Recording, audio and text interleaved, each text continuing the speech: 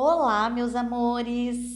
Estamos de volta para mais uma aula e hoje nós vamos falar sobre os diferentes tipos de pêndulo, entender quais são as diferenças entre eles, como que a gente pode fazer as limpezas, a asepsia, né? E também falar a respeito da durabilidade dos pêndulos e, além disso, explicar sobre os pêndulos radiônicos. Vamos lá então, vamos começar pelo pêndulo mais tradicional, mais conhecido e que a grande maioria dos iniciantes optam, né? Às vezes até por não conhecer mesmo outros tipos de pêndulo, outros modelos. Então, o mais tradicional, o mais conhecido é o pêndulo de cristal, né? E o pêndulo de cristal, ele tem diferentes tipos de acordo com o cristal, de acordo com a pedra, né? Esse aqui, por exemplo, é um pêndulo de citrino. Ele é um pêndulo do tamanho grande, ele é bem pesadinho. Eu gosto de pêndulos maiores, pêndulos mais pesados, eu me identifico mais com esse tipo de pêndulo. E nós vamos falar a respeito disso também, os tipos de operador, como que você pode detectar qual é o melhor tipo de pêndulo para você praticar a radiestesia e a radiônica. Os pêndulos de cristal, como eu falei para vocês, existem uma infinidade, né? Aqui eu tenho alguns modelos porque eu gosto de trabalhar com os chakras. Então eu tenho o pêndulo referente a cada um dos chakras, né? Ó, a ametista. Aqui eu tenho um quartzo fumê. Eu tenho uma sodalita. Então, existem uma variedade infinita de tipos de pêndulos e pêndulos de cristais diferentes, ok? Em relação ao funcionamento, é indiferente o tipo de cristal, tá? Isso é uma questão mais mesmo de afinidade. Qual é a pedra que eu tenho mais afinidade quando eu vou escolher um pêndulo? Ou algumas pessoas costumam dizer que quem escolhe o operador é o pêndulo, né? Fala que não é, a gente não escolhe o pêndulo, é o pêndulo que nos escolhe. Isso já aconteceu comigo, né? A gente bate o olho ali, já tem uma certa afinidade e eu, por exemplo, que tenho vários, esse aqui é um dos meus preferidos para trabalho, né? Em relação aos pêndulos de cristal, ok? O segundo pêndulo mais utilizado e mais conhecido é o pêndulo de madeira, tá? Os pêndulos de madeira, esse modelo aqui meu específico, ele é chamado de pêndulo estilo egípcio, tá? Ele tem um chumbo na ponta que faz com que ele fique mais pesadinho, né? Igual eu expliquei a diferença dos pêndulos de cristal, a mesma coisa se dá com os pêndulos de madeira. Nem todos têm o chumbo na ponta, tá? Isso é uma questão de gosto mesmo, de adaptabilidade do operador. Os que não têm chumbo, eles são levinhos. Eu particularmente não gosto porque, por exemplo, se eu tô fazendo a radiestesia e tá calor, eu tô com o ventilador ligado, se for um pêndulo muito levinho, eu posso sofrer interferência, né, do movimento do pêndulo pelo vento. Então, ele sendo mais pesadinho, isso não vai acontecer, eu não vou ter esse tipo de interferência, né? E também o movimento a gente sente melhor quando ele é mais pesado. Mas isso é uma opinião minha particular, tá? Depois nós temos o pêndulo de orgonite. O meu pêndulo tá sem correntinha. Hoje eu procurei a correntinha aqui para poder mostrar na aula, mas eu não encontrei. Então eu vou mostrar somente o pêndulo, tá? O que é um orgonite?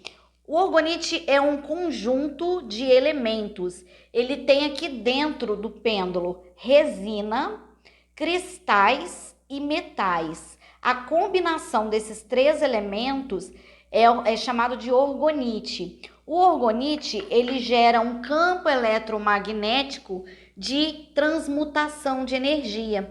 Então, o simples fato desse orgonite estar aqui, ele já está ajustando o meu campo energético e tudo à volta dele. Por que que o pêndulo de orgonite é interessante? Porque além de você fazer as irradiações e as perguntas, as investigações com ele, né, você também vai poder emitir energia. Ou seja, então ele se torna, além de um pêndulo de radiestesia, um pêndulo de radiônica. Ah, Deise, mas então os pêndulos de cristal não podem ser usados na radiônica? Claro que sim. Lembram que a gente falou que tudo é um comando mental, né? A questão é que este tipo de pêndulo, por ele ter um orgonite, ele já emite ondas, então ele vai potencializar o trabalho do radiestesista. Inclusive, quando terminar de fazer os seus trabalhos, se for colocar um cristal, alguma coisa assim, como um corretor, em algum gráfico de radiestesia, você pode pôr o seu próprio pêndulo sobre o gráfico que você estiver trabalhando, porque ele é um orgonite, então ele vai potencializar a harmonização que você está trabalhando. O primeiro tipo de pêndulo radiônico que se tem conhecimento é um pêndulo que eu não tenho aqui para mostrar para vocês, que é o pêndulo cromático, tá? Ele é um pêndulo grande de madeira e ele tem escalas, uma reguinha, aonde você vai mexendo, modificando a altura do círculo que ele tem, uma circunferência de madeira ao seu entorno. Você vai colocando na escala desejada para trabalhar com a cromoterapia, por isso que ele é chamado de pêndulo cromático. Mas tudo que ele faz hoje a gente consegue fazer com outros tipos de pêndulo, mas esse foi o primeiro tipo de pêndulo radiônico. E falando dos pêndulos radiônicos, tem aqui uma ferramenta que eu amo, que eu sou super suspeita para falar a respeito, que é o mini pêndulo de bastão. Ou seja, é um mini bastão de bolso que, além de tudo, ele é também um pêndulo radiônico, né? Você pode trabalhar tanto como um bastão com ele na mão, né? Você pode fazer as mesmas operações que você faz com um bastão Atlante grande, normal, você pode fazer com o mini. Mas, além disso, ele é também um pêndulo. Então, você pode trabalhar tanto para investigações quanto para irradiações de energia. Então, esse pêndulo ele é muito poderoso, porque ele já está automaticamente, quando você está fazendo as medições, fazendo os envios, né? Os movimentos que você está fazendo ali estão sendo potencializados exponencialmente em 200.000 vezes mais potência do que com um pêndulo de cristal, por exemplo, tá? Então, são estes os tipos de pêndulo. Em relação à limpeza, tá? O pêndulo de madeira, ele é um pêndulo que não absorve energia, tá? Diferente dos pêndulos de cristal. Os pêndulos de cristal, eles são muito sensíveis. Para quem vai trabalhar só com a radiestesia, o pêndulo de cristal aguenta legal, tá? Por quê? Porque ele só está fazendo a investigação, ele só está identificando, ele não está emitindo energia. Já para fazer um tratamento de cura, né, para trabalhar com a radiônica, eu não indico os pêndulos de cristal. Por quê? Porque senão você vai estar sempre tendo que comprar um pêndulo novo, porque ele quebra. Ele vai acumulando energia e, dado o momento, ele vai quebrar. Eu tenho aqui, olha, o pêndulo de quartzo verde que eu estava usando num determinado paciente de mesa radiônica, né? E assim que eu terminei o trabalho na mesa radiônica, quando eu fui pegar o pêndulo para guardar, na verdade eu ia fazer a limpeza dele, né, antes de guardar, quando eu fui pegar a ponta dele, não sei se vocês vão conseguir ver, mas a ponta dele quebrou na minha mão, né? Então, o que aconteceu com esse pêndulo? Ele puxou a carga, ele absorveu uma carga energética de um problema de saúde, de uma doença, uma desarmonia, né? E a forma dele descarregar, às vezes, é se quebrando, né? Então, os pêndulos de cristal, eles têm a vida útil muito pequena. A gente está sempre tendo que limpar a cada utilização, né? E como que a gente limpa? Como eu falei, o pêndulo de madeira não absorve tanta energia, então ele praticamente não precisa, né, ser tanto limpo, com tanta frequência quanto o pêndulo de cristal. Né? O pêndulo de madeira, basta a gente pegar uma flanela, de preferência preta, aqueles feltros mesmo, flanelinha, né? E esfregar no pêndulo, né, fazendo atrito, e ali você já está limpando, tirando as energias que possam estar concentradas no seu pêndulo de madeira. O pêndulo de cristal, a gente pode limpar de diversas formas, tá?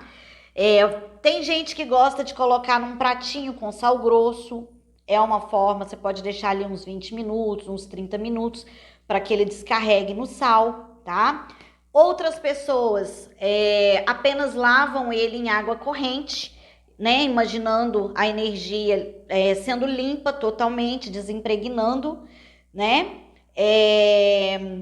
E também tem ferramentas que você pode usar para desimpregnar o seu pêndulo de cristal, mas é importante que a cada utilização você limpe o seu pêndulo de cristal, justamente para evitar, né, que ele fique sobrecarregado energeticamente.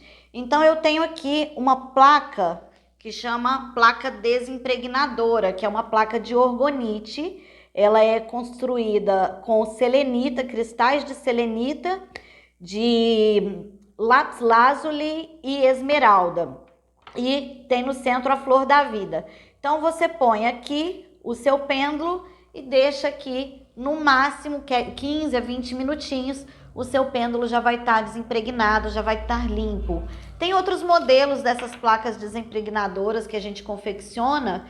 Esse aqui, por exemplo, é o formato das 3 luas, né, da tríplice, da lua tríplice, mas tem a mesma função, a mesma coisa, a caixinha para você guardar o seu pêndulo. Ela também é feita com selenita e é um orgonite, né? Então você guarda o seu pêndulo aqui e ele já vai estar sendo desimpregnado.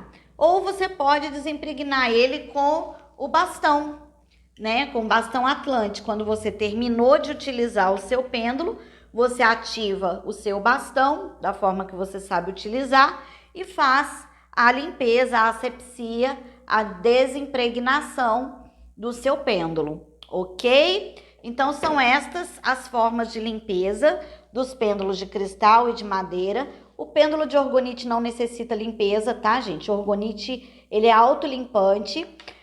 Os pêndulos o mini pêndulo, né, de bastão, eu recomendo que vocês lavem periodicamente para poder limpar, desimpregnar. Então basta lavar na torneira mesmo. Você pode esfregar com uma buchinha, né? O cobre não arranha.